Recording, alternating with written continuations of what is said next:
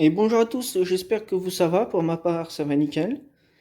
Aujourd'hui, je vais vous faire une petite vidéo sur un ampli Formula, le modèle F102. Donc dedans, on nous dit que c'est un 2 fois 20 watts en 4 ohms ou 2 fois 40 watts sous 2 ohms. Si j'étais vous, le 2 ohms, j'éviterais, hein.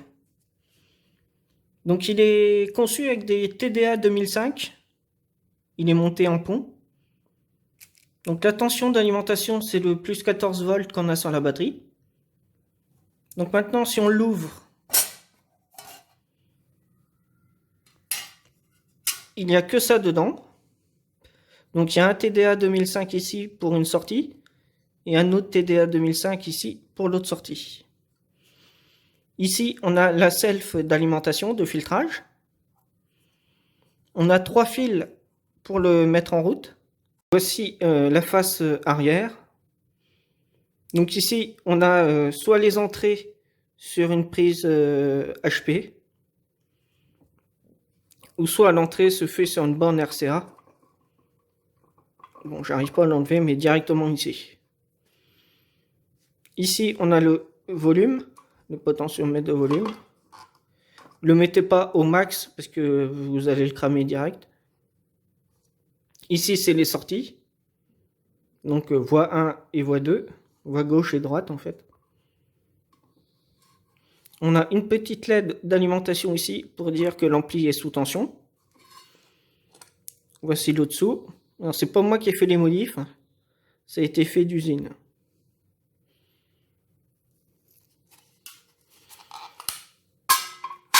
Donc ensuite, qu'est-ce qu'on peut dire? Alors déjà, les composants, c'est de la petite qualité. C'est des condensateurs de merde. Même pour le filtrage de l'alimentation, je suis surpris qu'ils aient fait ça comme ça, mais bon.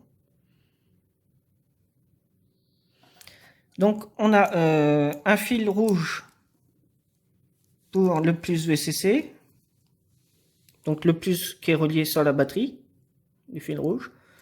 Donc on arrive sur un support fusible comme ceci. Avec un fusible comme ça.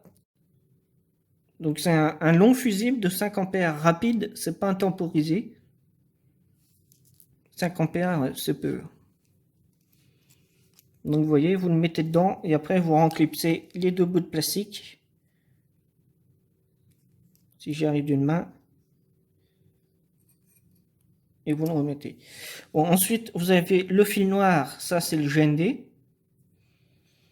Donc pour bien le placer dans une voiture, le mieux c'est de poncer un tout petit peu la peinture sur la banquette arrière et de fixer ça dessus. Donc on peut mettre une vis ou une cosse ou ce qu'on veut. Ensuite, vous avez le fil orange, ça c'est le remote. Donc, je vais vous faire voir déjà le datasheet du TDA 2005. Donc c'est une partie des feuilles que j'ai imprimées. Ici, il est en mode bridgé, il est en pont. En fait, on utilise deux amplis qui sont dans le même boîtier pour un seul haut-parleur. Ou alors, on peut câbler aussi pour avoir deux sorties. Et pour les deux sorties, vous remarquez, il y a un petit condensateur de liaison ici. En fait, c'est pour éviter de se retrouver avec une composante continue en sortie directement sur le haut-parleur. Donc voilà à quoi il sert. En pin 9, vous avez le plus VCC. Donc le plus VCC, c'est la tension d'alimentation de la batterie. Pin 6, GND. Ici, vous remarquez par exemple dans la pin 10 pour la sortie, on passe par une résistance, ensuite un condensateur et on retourne sur l'entrée inverseur de l'ampli en pin numéro 2. Et pareil là en pin numéro 4 pour le deuxième ampli. Les entrées, alors, l'ampli numéro 1, on est en pin 5. Et la deuxième entrée du circuit, c'est pin 5.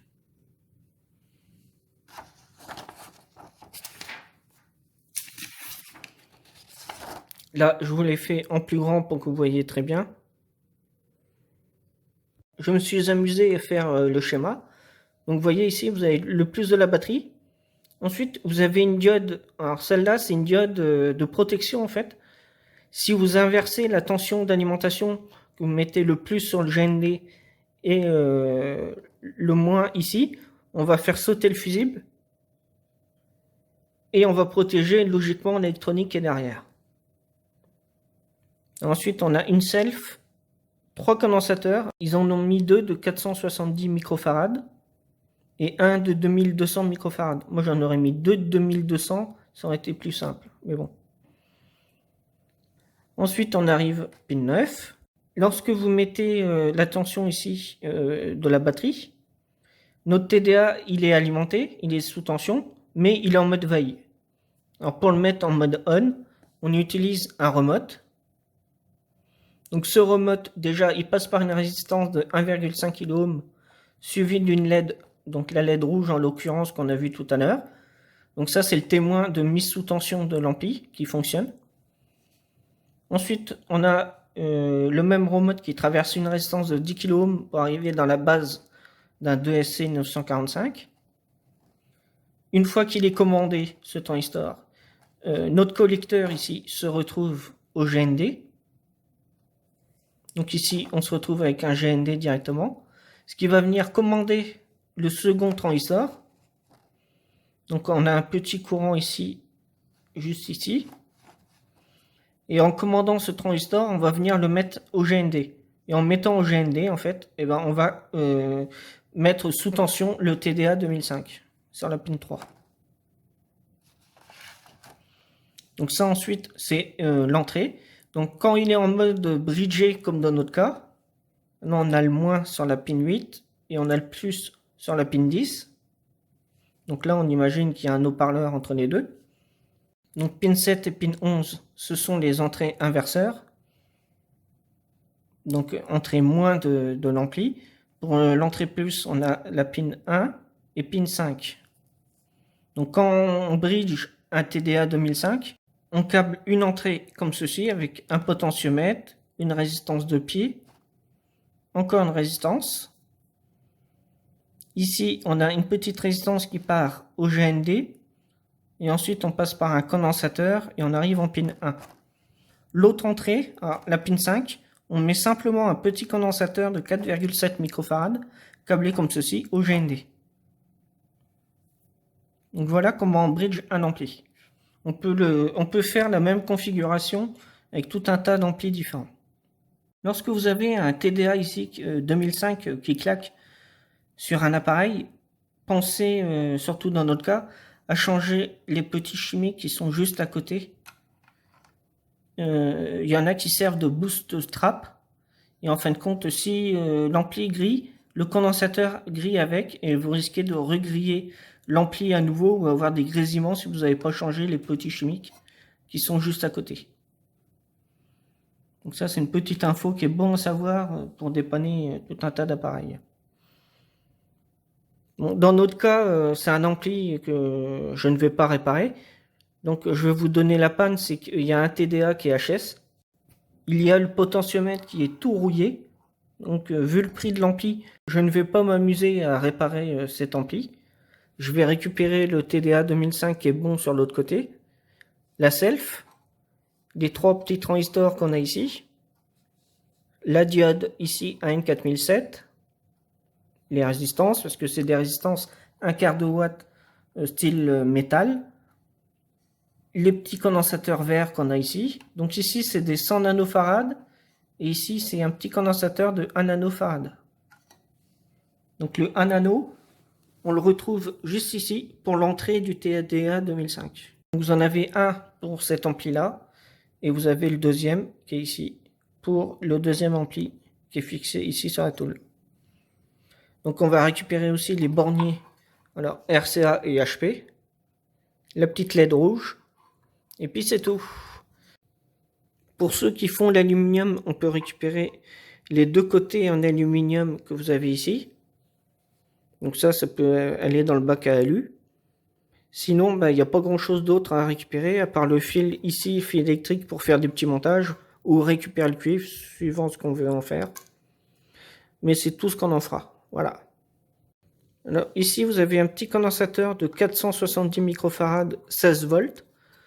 Ici, vous en avez encore un de 470 microfarads 16 volts et celui-ci de 2200 microfarads 16 volts. Donc ce qu'il faut savoir, c'est que à leur place, j'aurais mis des 25 volts. Déjà, la première raison, la tension de batterie, elle est à peu près de 14 volts, plus 14. Ça laisse une marge de 2 volts. Donc, votre condensateur, il va fatiguer beaucoup plus vite, vu qu'il y a une marge de sécurité vraiment très légère. Et 2, si vous avez une surtension, les 3 condensateurs, ils pètent en fait. Ils s'envoient en l'air. Donc, pour ceux qui ont le même genre d'appareil, la première chose à faire, c'est de changer les 3 condensateurs et de mettre des 25 volts à la place des 16 volts. Alors, chose que vous pouvez faire, c'est mettre 2 condensateurs ici de 2200 microfarads en 25 volts, ça suffira largement. Et à la place d'un des deux 470 microfarads, vous mettez un petit condensateur de filtrage, genre 100 nanofarads. Chose que l'on peut remarquer, c'est qu'il n'y a aucun filtrage par un condensateur genre 100 nanofarads en céramique, ou alors un 100 nanofarads vert comme là ici. Alors ça manque, hein, parce qu'il n'y a pas du tout de filtrage. Et en fin de compte, si vous avez des perturbations qui arrivent ici sur l'alimentation, par exemple si vous mettez une alimentation de PC à la place de la batterie, et ben toutes les impulsions qu'on va avoir ici, on va les retrouver en sortie sur les haut-parleurs ou sur l'haut-parleur, suivant s'il est câblé en bridgé ou en 2 voies. Donc ici, on a mis un fusible rapide de 5 ampères, tout simplement parce que si un des TDA arrive en court-circuit, il va sauter directement. Donc dans mon cas, le fusible était grillé, ainsi que un des TDA 2005. Uniquement ces 2 composants qui étaient HS. J'espère que vous avez aimé la vidéo. Surtout, n'hésitez pas à mettre un petit pouce vers le haut et un petit commentaire, ça fait toujours plaisir. Pour ceux qui n'aiment pas, c'est bien de mettre un petit pouce vers le bas, mais expliquez pourquoi vous n'avez pas aimé. Ça permettra de s'améliorer et de ne pas avoir à nouveau des pouces vers le bas. Ensuite, pour les nouveaux qui nous découvrent, n'hésitez pas à vous inscrire et mettre la petite cloche qui est juste à côté pour recevoir une notification lorsque une nouvelle vidéo sortira. Comme ça, vous serez averti directement. Et maintenant, je vous souhaite encore un bon confinement à tous. Soyez prudents pour vous et votre famille. Voilà, je vous dis à la prochaine. Salut!